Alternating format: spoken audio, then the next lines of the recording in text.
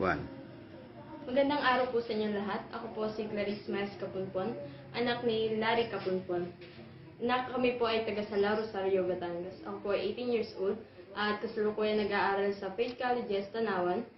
At kasabay po nito ako ay nagtatanim ng mga halamang gulay at nag-aalaga ng buwig. Napasali po ako sa J-Word Company dahil na rin sa aking ama. Dahil ito po ay kinento sa kanya ng kanyang kaibigan na si Kuya Bernie Simbahan. At dahil nga po dito, kumuha po kami ng kanilang produkto na Diatoms.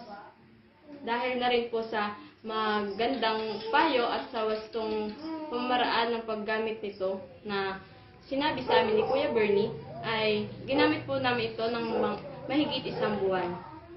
At dahil dito, nakita namin ang mga resulta na naging napakaganda naman.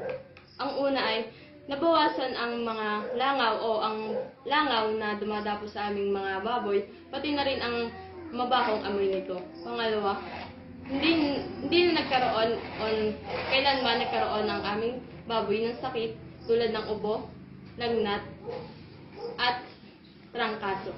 3.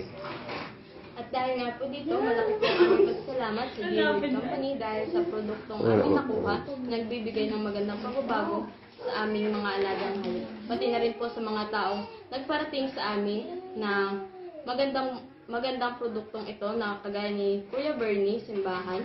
At muli po ay hinikayat ko po kayo bumili ng produktong Diatoms sa J-Word Company. Okay.